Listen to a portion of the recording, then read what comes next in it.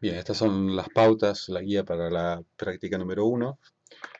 La idea es generar una sala y colocar un objeto dentro de la sala y animar el movimiento de la cámara ingresando a la sala a través de una abertura. Entonces, lo primero que vamos a hacer es crear la sala. Hay varias formas de hacerlo. Vamos a partir de una relativamente sencilla, que es, bueno, obviamente partimos de nuestro cubo. Vamos a las propiedades del cubo, le damos las dimensiones que queremos darle a la sala. En este caso vamos a usar 12 metros por 7 metros por 3 metros de altura. Y como queremos que el piso sea la coordenada Z, entonces vamos a colocar la altura del centro de la sala a 1,5 metros, ¿sí? Entonces lo tenemos a nivel. Bien, para poder aplicar las propiedades a cada una de las partes de la sala mejor, vamos a dividir esta caja en, en las paredes, piso y techo. Pero antes de eso, fíjense que al dimensionar nuestro cubo, en realidad lo que hizo fue aplicar una escala al cubo. El cubo original tenía 2 por 2 metros, 2 por 2 por 2, y al darle estas nuevas dimensiones, en realidad lo que hizo fue aplicarle una escala, haciendo 6 veces más largo, 3 veces y media más ancho y 1,5 veces más alto de las dimensiones originales, pero no aplicó estrictamente esta escala. Va a ser importante cuando apliquemos texturas y trabajemos con en el espacio V que antes de seguir apliquemos, si estas van a ser las dimensiones finales de nuestro objeto, apliquemos esta escala. Entonces vamos a objeto, apply scale, y fíjense ahora que las dimensiones son las mismas, pero es la dimensión real del objeto, ¿sí? Entonces, como dijimos, vamos a separar esta caja en paredes, piso y techo. Para eso vamos al modo de edición con la tecla Tab y vamos a separar esta caja en 6 superficies por separado. Para eso fíjense que, por ejemplo, estas aristas de acá en realidad figuran una sola vez, pero tienen que ser duplicadas. ¿Por qué? Porque necesitamos, para poder separar esta pared de este techo, necesitamos que cada uno de estos bordes esté por duplicado. Entonces, con todo seleccionado, recuerden que para seleccionar todo hay que tocar A y de seleccionar todo Alt A. Con todo seleccionado, vamos a Edge y podemos poner Edge Split, ¿sí? Entonces ahora, si se fijan, en realidad eh, los, los aristas, los bordes y los vértices se duplicaron. Antes teníamos 12 y ahora tenemos 24. Una vez que separamos, tenemos los vértices duplicados, vamos a separar cada una de estas caras. En realidad, la forma más práctica de hacerlo es, hay una forma de, desde Mesh, separar, separar todo lo que tenemos seleccionado y vamos a elegir by loose parts, ¿sí? ¿Qué significa eso? Que en realidad al cortar, al duplicar los bordes de las caras, en realidad en lugar de tener dos caras conectadas, tenemos dos caras separadas. Al separar por partes no vinculadas, fíjense que acá en el organizador pasamos de tener el cubo a tener 6 cubos, ¿sí? Cubo, cubo 1, cubo 2, cubo 3, 4 y 5. Vamos a volver al modo objeto y le vamos a dar a cada una de las partes el nombre que corresponde, ¿sí? En este primero vamos a llamarlo techo, esto de acá piso, después nos va a servir para poder trabajar con las propiedades. Esta sería, por ejemplo, la pared del frente, vamos a poner pared F, esta, la pared de la izquierda, ponemos L de left, la pared izquierda, la pared derecha, fíjense que lo que selecciona en realidad es lo que se pinta de color amarillo, ¿sí? Y la pared del fondo, del back. Entonces tenemos ahora nuestros 6 objetos, cada uno con el nombre que corresponde. Bien, cada uno de estos 6 objetos en realidad es un plano, y algo muy importante a tener en cuenta es que los planos tienen un lado del derecho y un lado del revés. Eso se puede visualizar de una forma bastante práctica como un overlay. Recuerden que este botón de overlay nos permite ver diferentes overlays, o sea, cosas que están sobreimpresas sobre el viewport. Por ejemplo, podemos ver el piso, alguna información, eh, cuando resaltamos un objeto con amarillo. Y otra cosa importante que tiene es esto de Face Orientation. Face Orientation nos muestra el lado del derecho, la parte de afuera de las caras de color azul, y la parte interna de color rojo, ¿sí? Fíjense que adentro del cubo, lo que sería nuestra sala, está el color rojo. Entonces es importante para poder, como vamos a trabajar del lado de adentro, dar vuelta a cada una de estas caras. Entonces vamos a seleccionar todas las caras, ¿sí? Bueno, fíjense, cuando seleccionamos todo, también seleccionamos la cámara y la luz.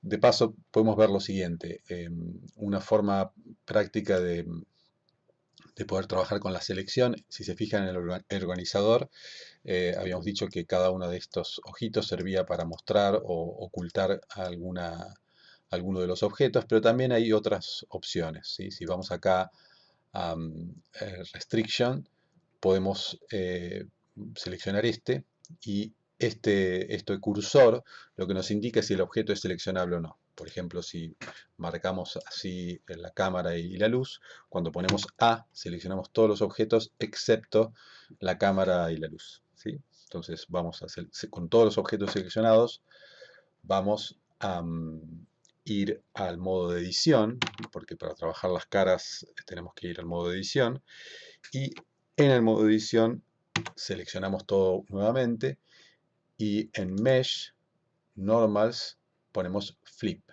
Esto va a dar vuelta todas las caras del derecho al revés, y fíjense que quedó hacia afuera la parte interna de las caras, y adentro tenemos de color azul la parte del derecho de las caras. Una vez que ya hicimos esto, podemos ocultar lo de Face Orientation. Fíjense que en el modo edición, el overlay tiene muchas más opciones, ¿sí?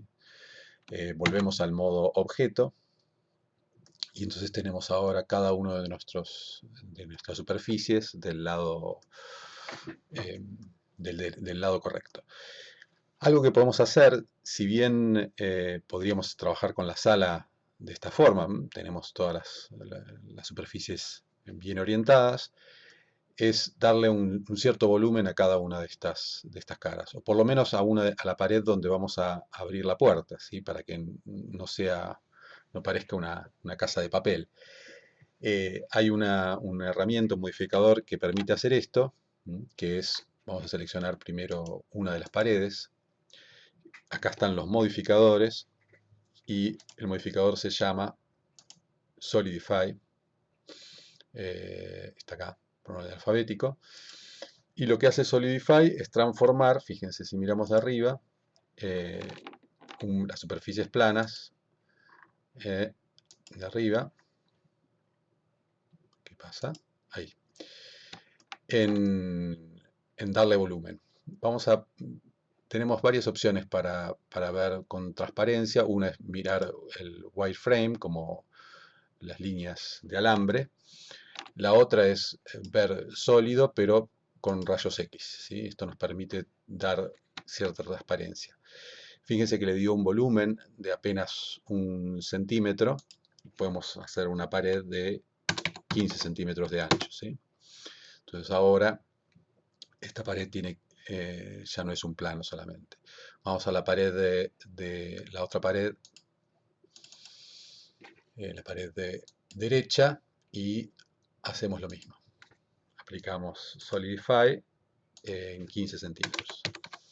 Esto es importante, acá se ve que es importante que haber puesto las caras en la orientación correcta, porque cuando aplicamos Solidify lo hace hacia afuera. Es decir, las dimensiones internas de la sala siguen siendo 7 por 12.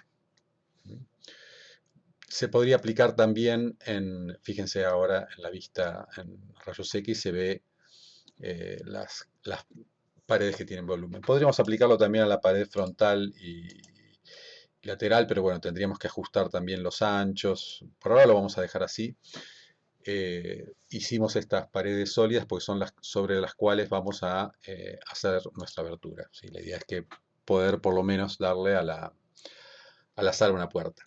Bueno, ¿cómo abrimos una abertura? Hay varias maneras. Se puede ir al modo edición y recortar de alguna manera un rectángulo y después extruir, pero vamos a hacer otra bastante más práctica que es usando operadores booleanos. Entonces vamos a crear el hueco primero como una puerta con las dimensiones que queremos que tenga el hueco de la puerta. Entonces vamos a agregar un cubo que tenga las dimensiones que queremos que tenga la puerta en ancho, típicamente de 1 metro, una puerta, y alto 2 metros, podemos dejarla.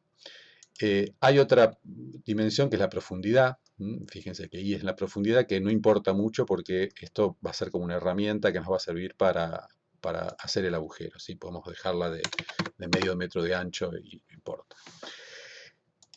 Esto sí es importante que lo ubiquemos en el lugar donde queremos que esté la puerta, ¿sí? Lo ubicamos, por ejemplo, a 5 metros contra la pared, o sea, menos 3,5, la pared donde vamos a hacer el agujero, y a la altura vamos a elevarla, ¿sí? Pero no vamos a darle 1 metro exacto, ¿sí? Es importante que lo que estamos intentando hacer es a esta pared, perdón, a la pared esta, le vamos a recortar este hueco. Es importante para después aplicar el booleano que no quede rasante, no quede con dos, o sea, obviamente si la hacemos muy elevada, la puerta va a quedar con un umbral, la podemos dejar un poco por abajo, en 0,98. Entonces en realidad nuestra puerta más que 2 metros va a tener 1,98. Entonces seleccionamos la pared del frente y vamos a aplicar este booleano. Es como restarle un volumen a otro. Entonces vamos acá en boolean. Hay varias operaciones booleanas, como operaciones de conjunto, ¿sí? Que es intersección, unión y diferencia. Diferencia es la que se usa para restar.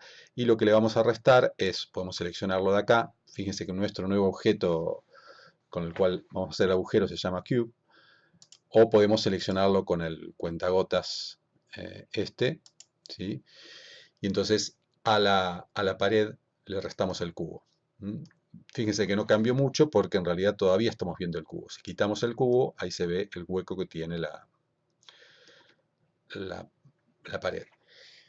Una cosa muy importante es que estos modificadores los están modificando los objetos, pero de una forma reversible, es decir, no destructiva. Es decir, si nosotros todavía podemos ajustar el ancho de la pared, por ejemplo, y podríamos quitar alguno de estos modificadores y podríamos volver para atrás. En algunos casos, por ejemplo, en esto, sobre todo en este del booleano, conviene aplicar el modificador. ¿Por qué? Porque si yo ahora quiero borrar si yo ahora borro el cubo, porque quiero sacarlo de mi colección, el hueco desaparece también. Entonces, para poder borrar este cubo y no tener un objeto de más, vamos a la pared, a nuestra pared, y aplicamos ese modificador. Una vez que aplicamos ese modificador, podemos tranquilamente borrar el objeto que usamos para hacer la abertura y ya nos queda la pared como queremos. Bien, vamos a ir adentro de nuestra sala, ¿sí? Y vamos a ir al modo, después vamos a ajustar la cámara, pero por ahora usamos el modo del viewport y vamos a ir al modo renderizado. ¿Sí? ¿Qué es lo que pasa? Tenemos nuestra luz fuera de la sala, está a 6 metros de altura, podemos bajarla, ¿sí? Ahí la metemos adentro de la habitación. Y por otro lado, aunque apaguemos la luz, ¿sí? Hay una luminosidad que proviene de nuestro entorno, ¿sí? El background tiene gris, podemos ponerlo en negro y entonces nuestra única fuente de luz va a ser la lámpara que está dentro de la sala. Vamos a trabajar un poco con las texturas, ¿sí? Por ahora todo tiene el mismo material, que es el material original del cubo. Vamos a quitar este material del piso y crear un nuevo material, que vamos a llamar piso. Y bueno, por ahora vamos a cambiar un poco el color, oscurecerlo un poco y hacerlo ligeramente reflectante. Después vamos a ajustar esto, ¿no? Tampoco tanto azul.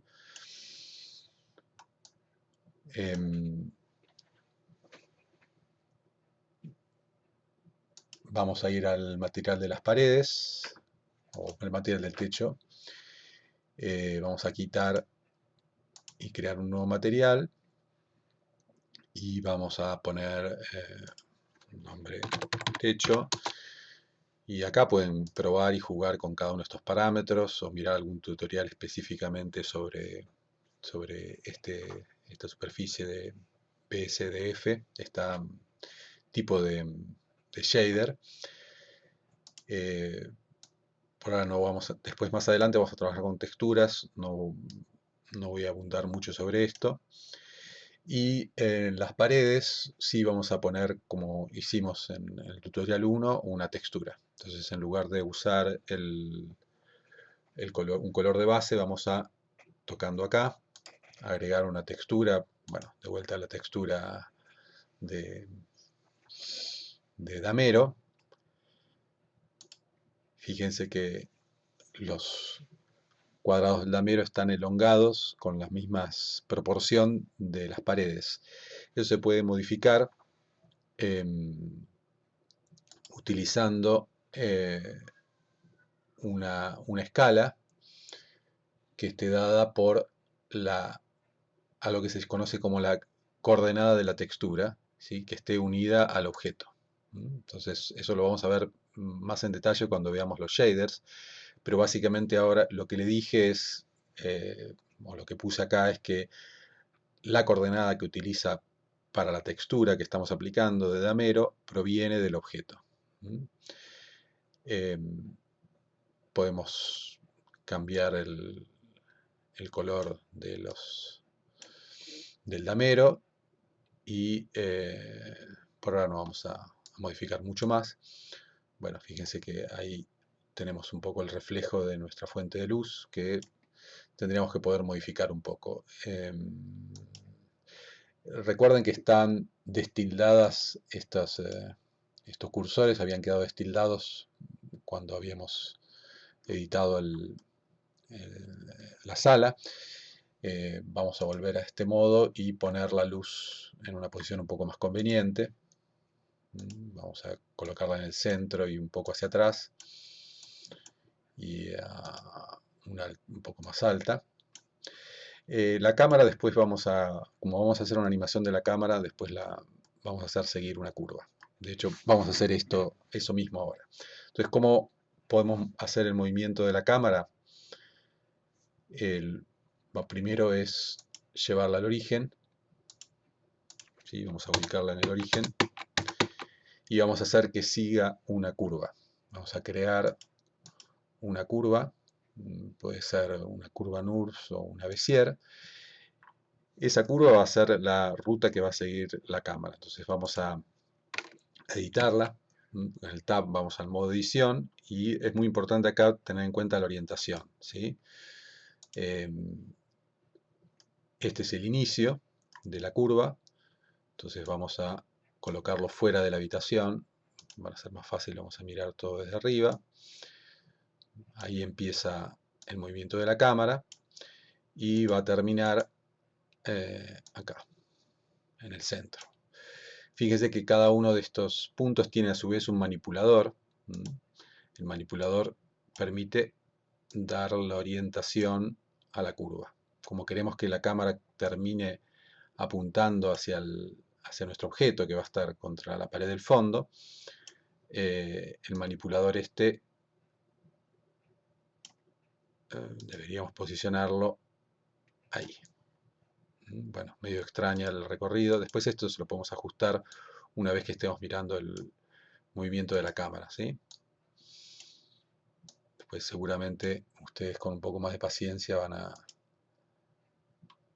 Bueno, pero ahí más o menos, por lo menos en cuanto a la vista horizontal. Si lo miramos verticalmente, bueno, la línea está... Vamos a seleccionar todo y subirla, porque para que más o menos esté a la altura de la vista a 1,47 m. ¿Está bien? Entonces ese va a ser el recorrido que va a hacer la cámara.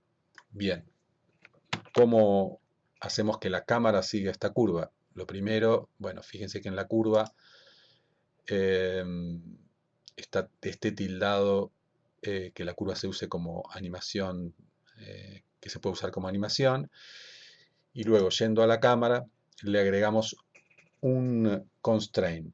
¿Sí? Un constraint es una ligazón que haga que la cámara siga follow path, ¿sí? Que siga una ruta.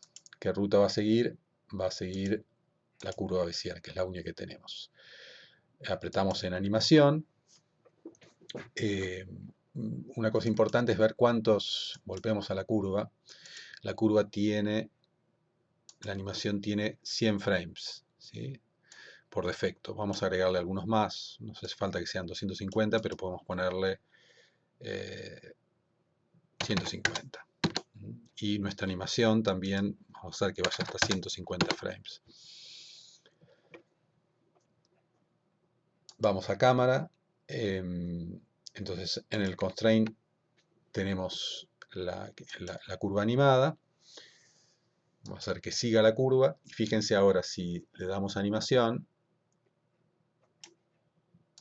la cámara sigue a la curva. Pero ¿qué pasa? Sigue la curva, pero está apuntando en cualquier dirección, ¿sí? Quedó apuntando en el piso. Después eso lo vamos a poder ajustar.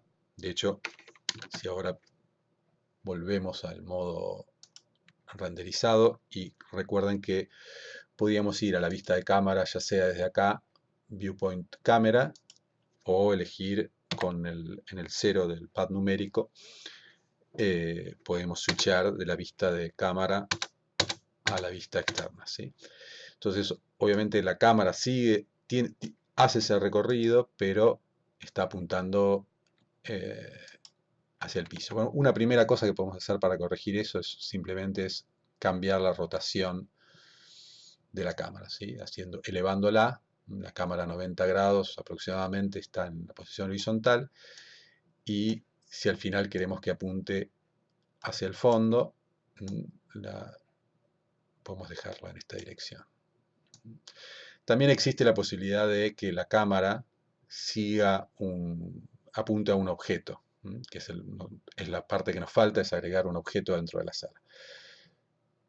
Pero básicamente con este movimiento va a funcionar, ¿sí? O sea, entramos a la sala, primero estamos mirando la pared del fondo y luego apuntamos hacia el objeto que vamos a ubicar aquí. Bueno, el objeto pueden agregar lo que quieran, ¿sí? Lo típico en Blender es usar un objeto con una superficie un poco más compleja que un plano y un cubo, y para eso está Suzanne, ¿sí? Es este monito, o monita en realidad, que vamos a volver al modo que, si se fijan, tiene empieza con 2 metros de tamaño, es un poco grande. Vamos a ponerlo, bueno, 1,5 metros. Y ubicarlo en el fondo de la sala. No exactamente en el fondo, pero cerca de la pared. Y rotado, mirando hacia la cámara, ¿sí? 90 grados. Bien, recuerden y la elevación, ¿no? Tenemos que elevarlo. Está al ras del piso, si no. Si hacemos la vista de cámara, ahí está Suzanne. Y recuerden que los objetos que queríamos que no esté facetados, teníamos que ir al usar un shader smooth. Aún usando el shader smooth, se ve facetado, y para eso existe un modificador, si queremos hacerlo más suave todavía, que se llama Subdivision Surface. Podemos aplicar un Subdivision Surface en el renderizado o en el viewport, que es donde estamos ahora. Podemos incluso incrementarlo un poco más, lo suavizamos más, y en el render que tenga 3 subdivisiones. Básicamente lo que hace es interpolar y colocar un número mayor de caras. Si se fijan acá, a medida que van agregando el subsurface, van aumentando la cantidad de caras. Fíjense que ahora en nuestro modelo tenemos cerca de 8000 caras, ¿sí? Esto es gran parte responsabilidad de haber hecho haber introducido a Suzanne.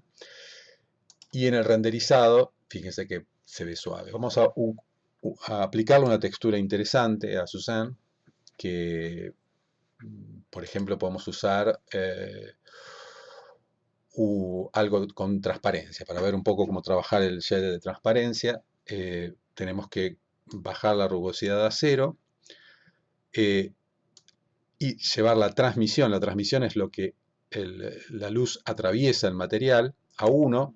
Todavía no atraviesa porque tenemos que tildar acá en los settings estos de acá abajo, Screen Space Refraction.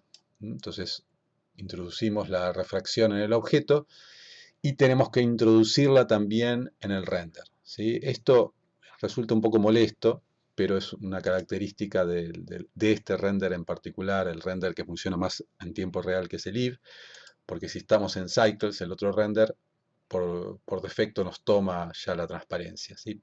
De todas maneras, el Cycles, sobre todo si no tenemos una máquina muy potente, es sumamente lento. Entonces volvemos al Eve, y lo que tenemos que tildar en el tab de render es Screen Space Reflections.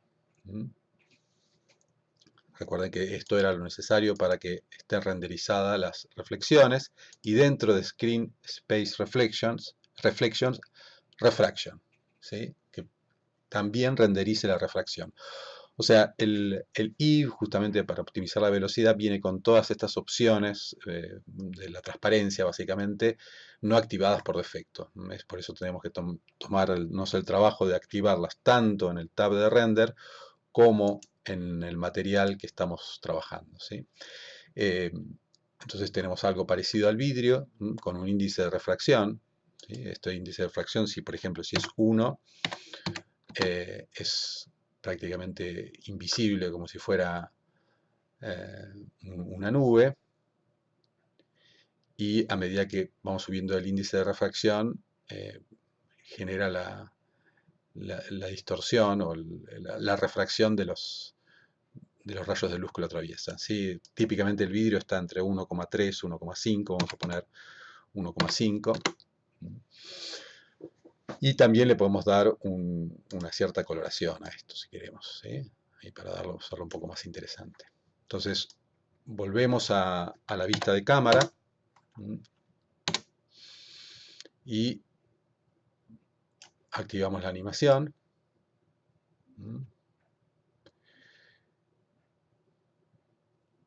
Fíjense que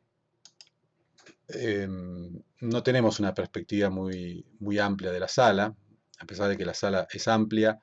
Eso tiene que ver con esta propiedad que habíamos visto de la cámara, que es la distancia focal.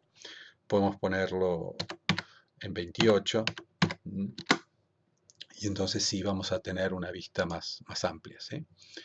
Entonces, a medida de la animación, vamos a ver la sala y Suzanne en el fondo, ¿sí?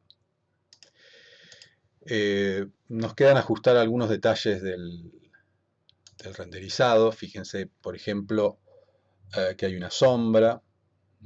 Vamos al render, se puede hacer que la sombra sea smooth, eso suaviza las sombras, aumentando la cantidad de píxeles de esto también mejora la resolución de la proyección de las sombras, lo mismo la precisión del trazo, todo esto va a enlentecer el render, pero mejora un poco la calidad.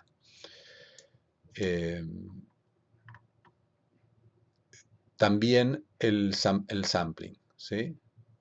La cantidad de samples por píxeles, la cantidad que toma para hacer el renderizado, a medida que vamos subiendo, va a mejorar la calidad. Esto es en el render final y esto es en el viewport, ¿sí? Fíjense que ya al cambiar hay un pequeño acomodamiento. Bueno, quedaría ajustar algo de las texturas, pero podemos hacer el render tal como está.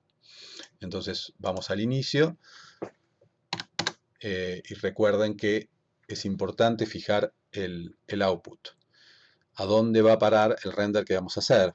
Si queremos que lo guarde directamente en una película, elegimos esta opción de FFmpeg y la carpeta de salida. Recuerden que el nombre que le va a dar va a tener que ver con el frame de inicio y el número de frame de inicio de fin por defecto, y que si ya tienen un archivo generado lo va a sobreescribir. En este caso no hay problema y damos al render. Esto desde Render Animation.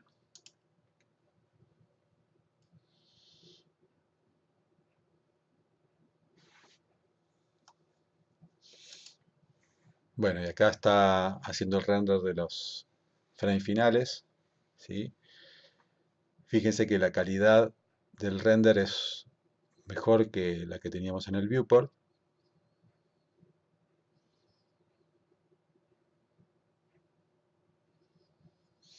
Y pueden ir controlando cada uno de los frames que va siendo generado y el tiempo que le lleva a hacer el render de cada uno. En este caso es menos de un segundo cada uno. Esto va a cambiar obviamente según la máquina que tengan, y si tienen una placa gráfica este tiempo puede ser menor. Y ya llegamos al último frame. Y pueden ver el resultado en el adjunto.